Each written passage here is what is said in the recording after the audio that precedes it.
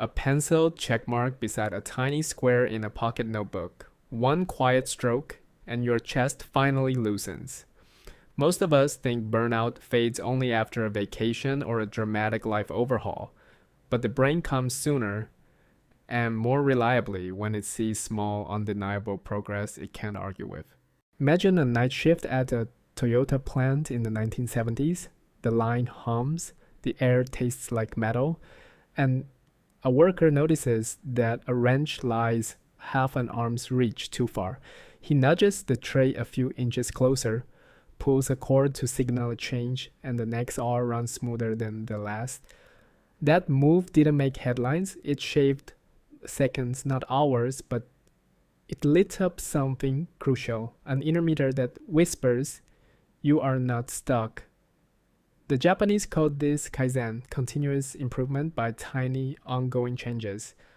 It wasn't born as a self-help slogan. It was a survival tactic in a crowded, resource-tight post-war factory world where no single big fix existed. You adjust placement, posture, sequence, timing. You meet, reflect, hansei, and ask, what is the smallest true improvement? That culture turned microscopic wins into a system. The surprise is that your nervous system runs on the same fuel. Because like what keeps burnout alive isn't only workload, it's the story your brain keeps telling. Like nothing I do matters. Big goals accidentally feed that story. They live far away. They slip. They delay reward. Your brain, built to balance energy and risk, reads delay as danger. So you grind harder, feel less progress, and the story tightens until every undone task becomes a quiet humiliation. Here's the pivot. Your brain doesn't need a trophy, it needs evidence. A small win is evidence that the world moved because of you. Teresa Amabile and Stephen Kramer spent years collecting daily work diaries and found a simple pattern. On days when people recorded even minor progress, their emotions and motivation spiked. On days of stealth work, they plummeted.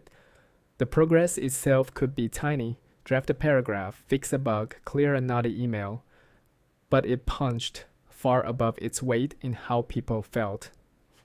Emotion didn't wait for launch day.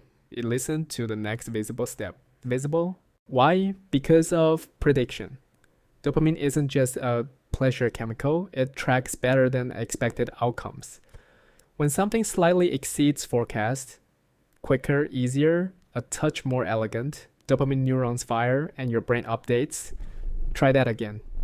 The again part is what matters. Tiny wins create a cadence of better than expected moments, so behavior repeats with less willpower each time. It's reinforcement learning in office clothes. You can almost feel this shift in your body. Start a task with the whole mountain in your head, and your shoulders rise, your breath gets shallow, and you procrastinate while calling it planning. Now give yourself a micro target you can't miss. Open the document, rename it, write 3 messy lines, and watch the temperature drop. The mountain doesn't shrink. Your relationship to it changes because you taught your nervous system. Movement exists here. There's another stranger twist. Tiny wins don't just build habits, they rewrite identity forecasts. Think of identity as your brain's shortcut, what future you is likely to do. Every small success is a data point that shifts the curve. 1 page a day predicts a writer more strongly than a 30-day outline with flawless color coding. A 10-minute walk after dinner predicts an active person more honestly than a weekend of guilt-powered CrossFit. Your brain is Bayesian about you. Feed it evidence, or not speeches. Japan framed this evidence with ritual. Kaizen meetings were brief, regular, and concrete. One change, try it now, reflect today. The mood wasn't fireworks, it was notice, nudge, no. In a kitchen, they might be moving the salt to eye level because your hand hesitated yesterday. In a studio, it might be laying out tomorrow's first brush and canvas before you sleep. In a spreadsheet life, it might be a template that removes the decision about formatting so your brain spends friction on meaning, not margins. If you're thinking, fine, but my burnout isn't a factory, it's a wildfire. Understand this. Burnout has an official shape. The World Health Organization classifies it as an occupational phenomenon tied to chronic workplace stress not successfully managed. 3 features show up: exhaustion, mental distance or cynicism, and reduced efficacy. Micro victories touch the third first. That's their secret entrance. You feel effective again before you feel rested again. And oddly, that early flicker of efficacy makes rest safer to take, because the story of "I'm failing" stops screaming every time you pause. Still, most of us sabotage micro wins by making them conditional on mood. We wait for motivation to start, but motivation is a lagging indicator. It follows action. Stanford's B.J. Fogg mapped this simply. If a behavior is tiny enough and a prompt is clear enough, you don't need much motivation at all. That's why flossing one tooth builds a nightly ritual more reliably than aiming for the whole mouth. The absurdly small goal sidesteps the brain's energy alarm. And once you're holding the floss, you usually keep going anyway. There's data on how small things become automatic.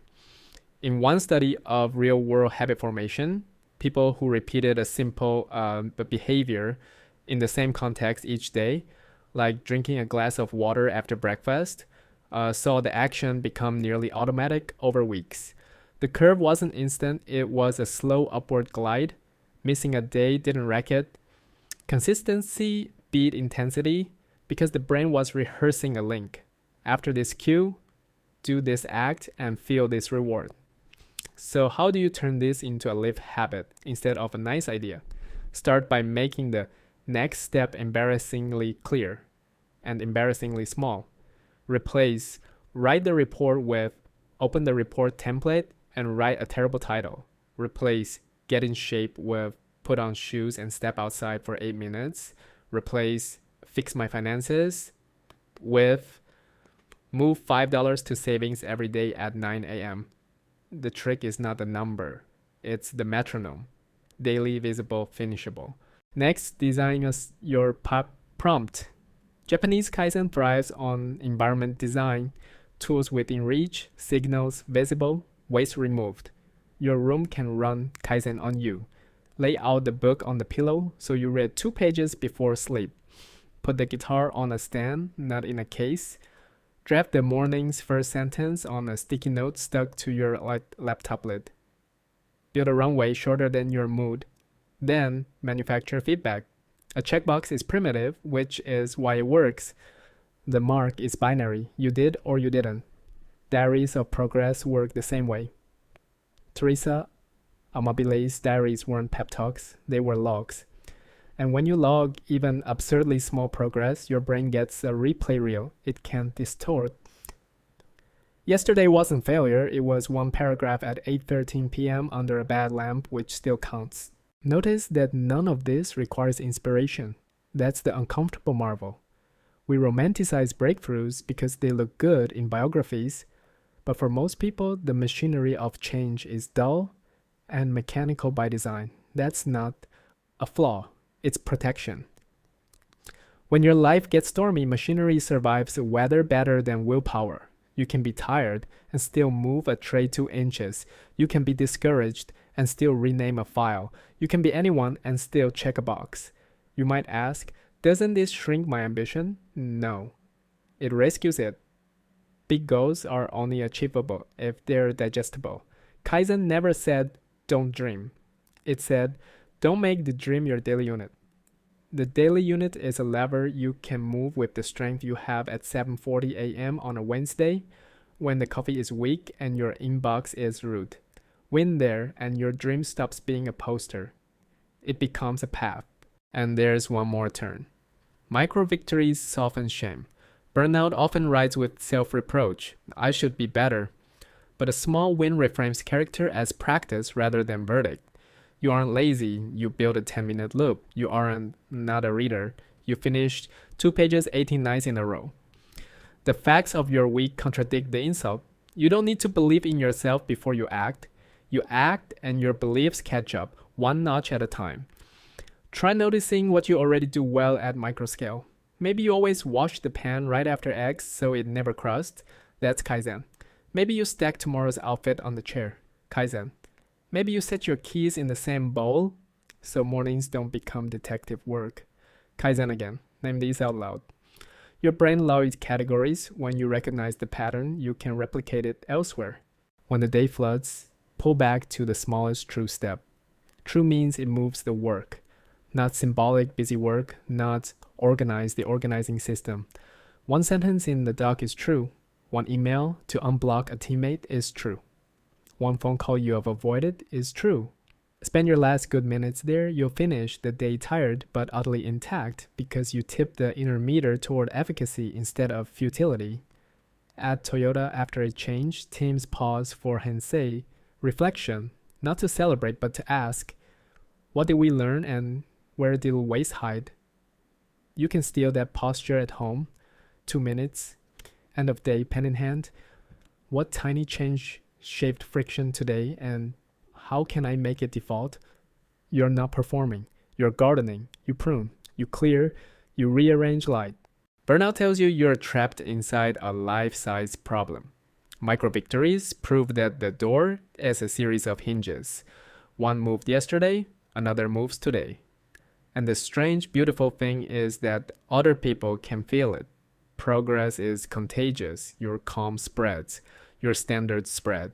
Your viable pace becomes an invitation instead of a private rescue. So tomorrow morning, don't ask your brain for courage, ask it for evidence, make a box and earn a check, slide the wrench, move the salt, write a bad title, and leave the door open for a future where relief isn't a vacation you can't schedule, but a rhythm you can hold in your hands. Because maybe the opposite of burnout isn't rest or even balance. Maybe it's that quiet, stubborn feeling that something, however small, got better because you were here, and that tomorrow it can again.